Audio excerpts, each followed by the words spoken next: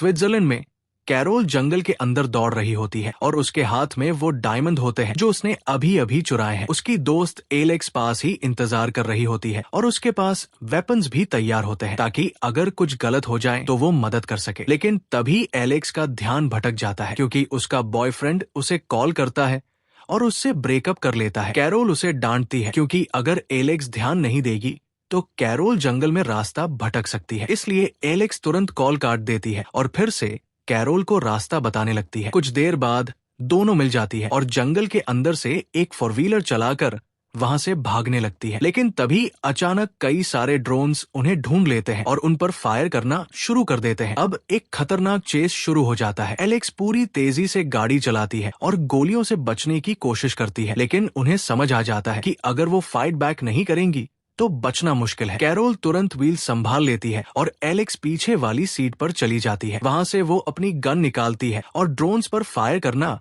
शुरू कर देती है, लेकिन क्योंकि वो अभी भी अपने बॉयफ्रेंड की वजह से परेशान है इसलिए उसके निशाने सही नहीं लगते। इसी वजह से 4-व्हीलर को भी ड्रोन्स के हमले से काफी डैमेज हो जाता है। जब कैरोल उसे ध्यान लगाने के लिए कहती है तब एलेक्स एक बड़ी गन निकालती है और एक एक करके सभी ड्रोन्स को गिरा देती है। दोनों महिलाएं अपनी एस्केप को लेकर खुश हो जाती है, लेकिन थोड़ी देर बाद 4-व्हीलर बंद हो जाता है क्योंकि उसका गैस टैंक लीक हो रहा होता है। जैसे ही वो गाड़ी छोड़कर आगे बढ़ती है तभी एक नया ड्रोन आता है और गाड़ी पर गोली मारता है जिससे वो एक्सप्लोड हो जाती है। एलेक्स उस स्मोक का फायदा उठाती है और उसी समय उस ड्रोन को भी शूट करके गिरा देती है। इसके बाद दोनों महिलाएं एक माउंटेन पर पहुंचती है जहां उन्होंने पहले से एक बास्केट छुपा कर रखी होती है जिसमें स्नैक्स होते हैं, लेकिन वहां भी एक और ड्रोन उन्हें ढूंढ लेता है और एलेक्स तुरंत उसे भी शूट करके गिरा देती है। ब्रेक खत्म होने के बाद दोनों महिलाएं पहाड़ से जंप करती है और खास तरह के स्पेशल सूट्स पहनकर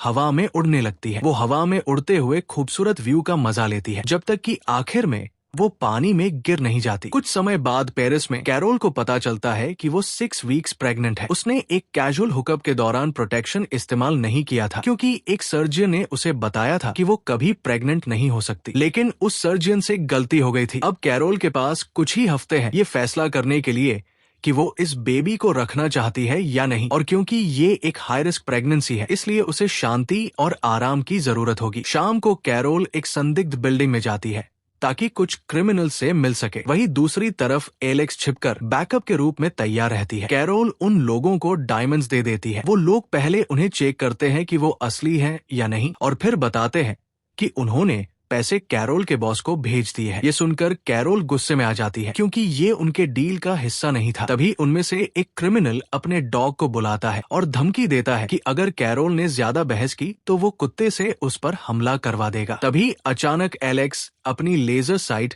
उस आदमी के सीने पर दिखा देती है। ये देखकर वो लोग डर जाते हैं और कैरोल को जाने देते हैं। बाद में कैरोल एलेक्स से कहती है कि वो इस खतरनाक जिंदगी से थक चुकी है। उसे अब डेंजर, क्राइम और इन खतरनाक ठग से दूर जाना है। वो अब क्रिमिनल लाइफ छोड़ना चाहती है। पहले एलेक्स थोड़ी हिचकिचाती है लेकिन आखिर में वो भी मान जाती है। अगले दिन दोनों एक मूवी थिएटर में अपने बॉस से मिलने जाती है। उनका बॉस एक बेहद खतरनाक महिला होती है जिसे गॉड मदर कहा जाता है। जब कैरोल और एलेक्स उसे बताते हैं कि वो ये काम छोड़ना चाहती है तो गॉड मदर जोर से हंस पड़ती है। वो कहती है कि इस बिजनेस को कोई नहीं छोड़ सकता, जो भी उसे छोड़ने की कोशिश करता है उसकी डेथ हो जाती है। लेकिन कैरोल और एलेक्स फिर भी फैसला कर लेती है कि वो इस जिंदगी से बाहर निकलेंगी, इसलिए वो दोनों जंगल में ऑफ ग्रिड रहना तय करती है ताकि गॉड मदर उन्हें ढूंढ न सके। शुरुआत में ऐसा लगता है कि वहाँ सिर्फ पेड़ ही पेड़ है, लेकिन कैरोल अपनी आंख में लगे स्कैनर से एक छुपा हुआ डोर ढूंढ लेती है जो उनके नए घर तक जाता है। उस रात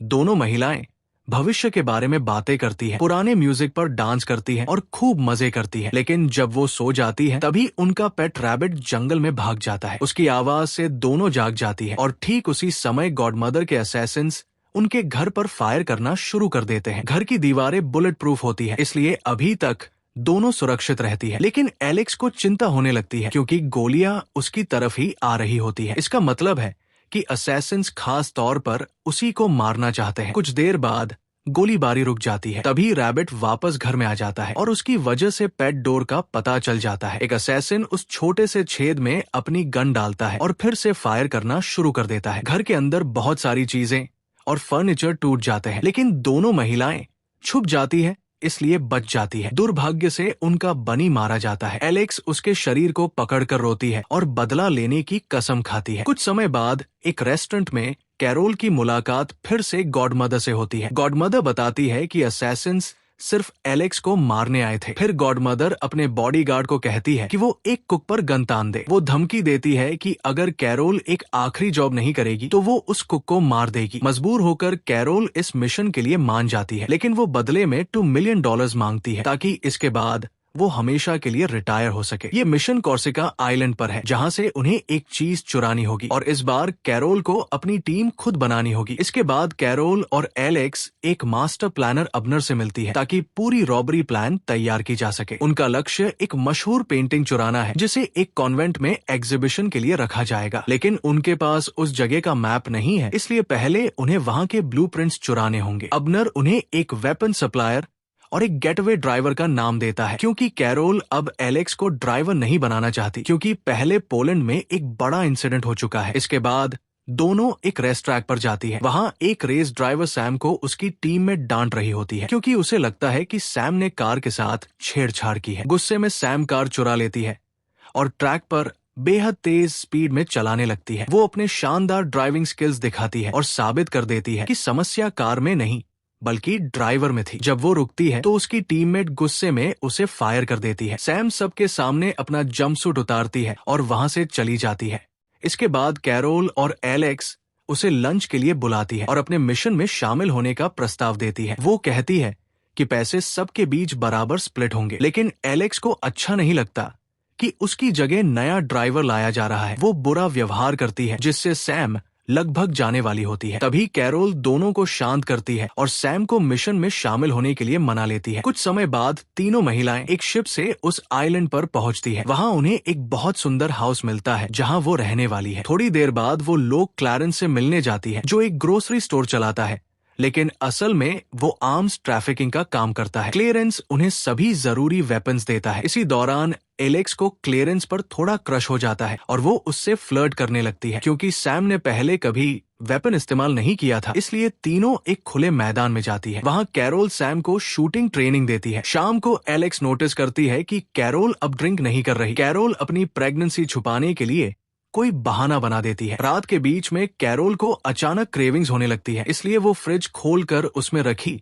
अजीब अजीब चीजें खाने लगती है। एलेक्स उसे रेड हैंडेड पकड़ लेती है और सोचती है कि शायद कैरोल मेनोपॉज से गुजर रही है। अगली सुबह सैम कैरोल से पूछती है कि उसकी मुलाकात एलेक्स से कैसे हुई थी। कई साल पहले जब एलेक्स अभी टीनेजर थी, तब वो भी उसी उम्र में अपने परिवार से भाग गई थी जैसे कैरोल भागी थी। दोनों की मुलाकात एम्स्टर्डम में हुई थी, जब कैरोल एक डायमंड हाइस्ट पर काम कर रही थी। तब कैरोल को लगा कि एलेक्स उस जॉब के लिए एक परफेक्ट टीममेट बन सकती है। नाश्ते के बाद एलेक्स और कैरोल सैम को कड़ी ट्रेनिंग देने लगती है। इसमें रनिंग, स्विमिंग और बहुत सारी शूटिंग प्रैक्टिस शामिल होती है। अगले कुछ दिनों तक यही उनका रूटीन रहता है, क्योंकि वे पेंटिंग के कॉन्वेंट में आने का इंतजार कर रही होती है। लेकिन बीच बीच में वे ब्रेक भी लेती है, जैसे कि लोकल मार्केट जाना या बार में बैठना। एक दोपहर जब कैरोल अकेली होती है तो वो अपने डॉक्टर को कॉल करती है और बताती है कि वो बेबी को रखने वाली है। शाम को कैरोल गलती से डिनर खराब कर देती है और प्रेगनेंसी हार्मोन्स की वजह से रोने लगती है। एलेक्स उसे समझाती है कि ये सिर्फ एक छोटी सी मिस्टेक है और वो पूरा खाना खा लेती है। फिर कैरोल घोषणा करती है कि ब्लूप्रिंट्स चोरी करने के लिए एलेक्स और सैम जाएंगी, क्योंकि वो चाहती है कि दोनों एक दूसरे के साथ गेट अलोंग करना सीखे। अगले दिन सैम रेनोवेशन कंपनी में जाती है, जबकि एलेक्स पास की एक बिल्डिंग में छिपकर कवर देने के लिए तैयार रहती है। क्योंकि वहाँ कोई सिक्योरिटी नहीं होती, इसलिए सैम आसानी से ऑफिस में घुस जाती है और अपने फोन से कंप्यूटर हैक कर देती है। वो सफलतापूर्वक प्रिंट्स हासिल कर लेती है और आराम से बैठ जाती है। तभी एलेक्स उसे चेतावनी देती है कि कोई आ रहा है। सैम बहुत घबरा जाती है, लेकिन एलेक्स उसे कहती है कि चिंता मत करो। फिर एलेक्स सभी एम्प्लॉइज को ट्रैंक्विलाइजर डार्ट से बेहोश कर देती है। जब सैम बाहर निकलने वाली होती है, तब एक एम्प्लॉय बताता है कि वो अभी भी जाग रहा है। सैम डर के मारे जम जाती है और वो आदमी तुरंत अलार्म चालू कर देता है। एलेक्स तुरंत उसे दूसरी डार्ट से शूट करती है ताकि सैम बिना परेशानी के बाहर आ सके। दोनों महिलाएं एक बाइक पर बैठ जाती है। सैम गुस्से में मेनियाक की तरह गाड़ी चलाने लगती है, क्योंकि एलेक्स ने उसे पहले मदद नहीं की थी। सिर्फ 5 मिनट में वे वापस हाउस पहुंच जाती है।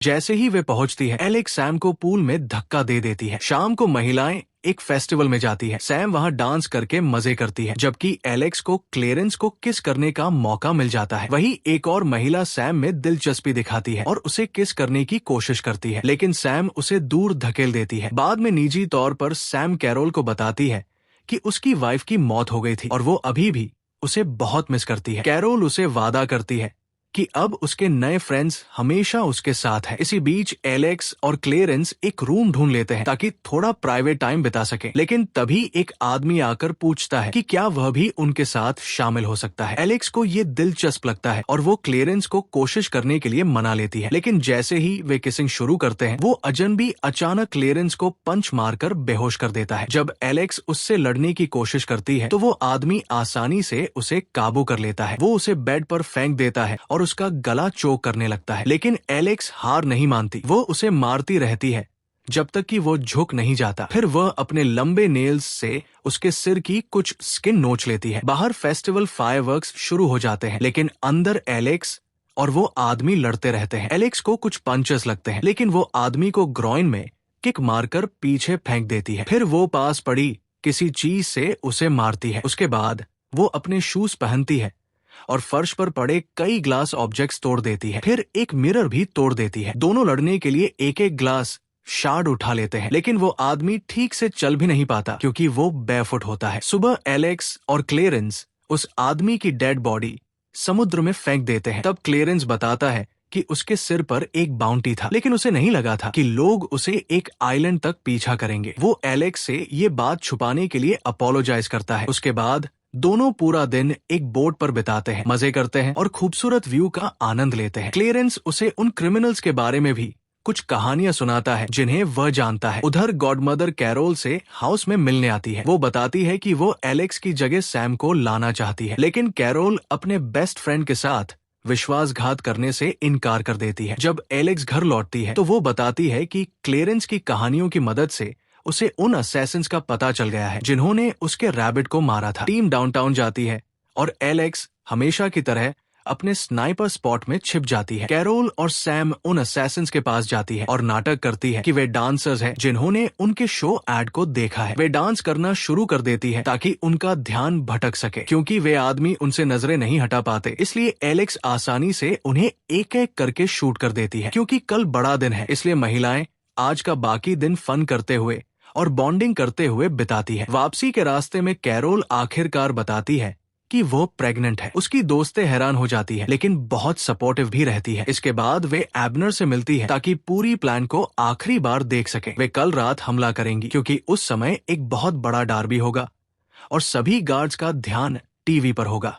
पेंटिंग सबसे ऊपर वाली मंजिल पर है। कैरोल और एलेक्स एक सीक्रेट टनल से बाहर निकलेंगी। सैम कार में एस्केप के लिए इंतजार करेगी और अबनर अपनी बुजुर्ग गर्लफ्रेंड के साथ एक फूड ट्रक चलाएगा, जिससे वो बिना शक पैदा किए महिलाओं को कॉन्वेंट के पास ले जा सके। अगले दिन अबनर बिना किसी परेशानी के ट्रक को कॉन्वेंट के पास पार्क कर देता है। कैरोल और एलेक्स उन स्टैचूज के अंदर छिप जाती है जो गिफ्ट्स के रूप में कॉन्वेंट भेजी जा रही होती है। अंदर पहुंचकर महिलाएं अबनर के सिग्नल का इंतजार करती है, लेकिन गलती से अबनर का ईयरपीस उस सॉस में गिर जाता है जो वो बना रहा होता है। इंतजार करते करते थककर महिलाएं स्टैचूज तोड़कर बाहर निकल आती है। तभी एक बड़ी टीवी क्रू वहां पहुंच जाती है। पता चलता है कि एक मशहूर म्यूजिशियन का म्यूजिक वीडियो आज रात उसी कॉन्वेंट में शूट होने वाला है। अब अबनर और उसकी गर्लफ्रेंड चारों तरफ से वर्कर से घिर जाते हैं जो फूड मांग रहे होते हैं। अपना कवर बनाए रखने के लिए उन्हें सच में खाना बनाना पड़ता है। उधर सैम को भी कैमरा से बचने के लिए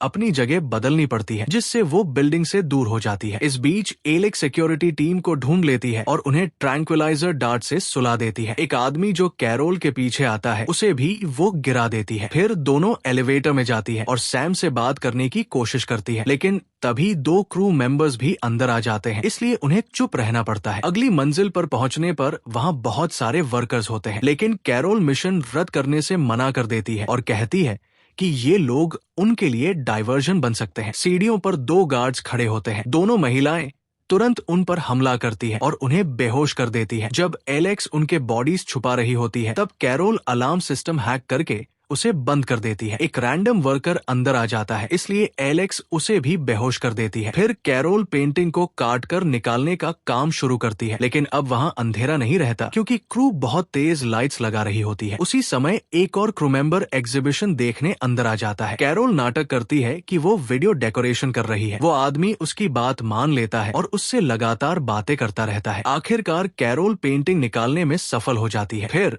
दोनों महिलाएं बिना किसी और परेशानी के पेंटिंग लेकर कॉन्वेंट से बाहर निकल जाती है। अगले दिन पूरी टीम अपनी सफलता का जश्न मनाती है, लेकिन कैरोल चुपके से एक सीक्रेट कॉल करती है ताकि एक खास प्लान तैयार किया जा सके। एलेक्स उसे बताती है कि क्लेरेंस अकेले देश छोड़कर जा रहा है। कैरोल उसे सांत्वना देने की कोशिश करती है। बाद में पेरिस में कैरोल गॉडमदर से मिलने जाती है, जबकि सैम और एलेक्स अपनी पोजीशंस में इंतजार करते हैं। कैरोल पेंटिंग सौंप देती है। फिर गॉडमदर उसे प्राइवेट रूम में ले जाती है क्योंकि उस एंगल से एलेक्स उसे सी नहीं कर सकती। गॉडमदर कहती है कि वो कैरोल को रिटायर नहीं होने देगी। अगर उसने आदेश नहीं माना तो वो उसके लव्ड वंस को मार देगी। लेकिन कैरोल बिल्कुल नहीं डरती। वो जोर से अपने कोऑर्डिनेट्स बोलती है ताकि एलेक्स शूट कर सके। तुरंत बॉडीगार्ड मर जाता है। गॉडमदर उसे पागल कहती है, लेकिन कुछ सेकंड बाद वो भी शॉट होकर मर जाती है। गॉडमदर का गैंग तुरंत बिल्डिंग में घुसने लगता है। एलेक्स तेजी से उन पर शूटिंग शुरू कर देती है। इसी दौरान कैरोल उस दिन के बारे में बात करती है जब उनकी मुलाकात हुई थी। थोड़ी देर में पुलिस भी पहुंच जाती है और सैम को वहां से हटने को कहा जाता है। कैरोल एलेक्स से कहती है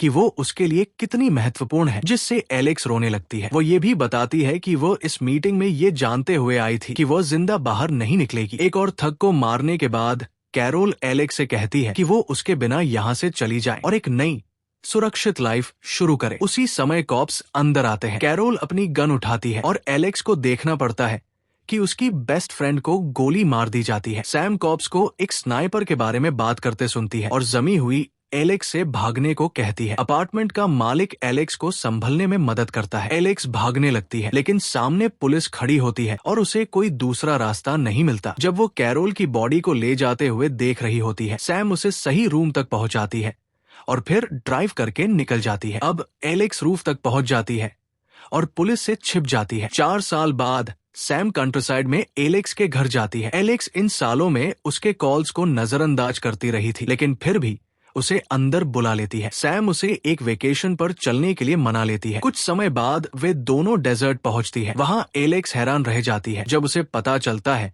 कि कैरोल जिंदा है और एक प्यारी डॉटर के साथ रह रही है। असल में जिन कॉप्स ने उसे गोली मारी थी वे एक खास टीम थे जिन्हें कैरोल ने अपनी फेक डेथ के लिए रखा था। तीनों महिलाएं एक बहुत इमोशनल रियूनियन करती है और फिर अपनी नई जिंदगी का आनंद लेने लगती है।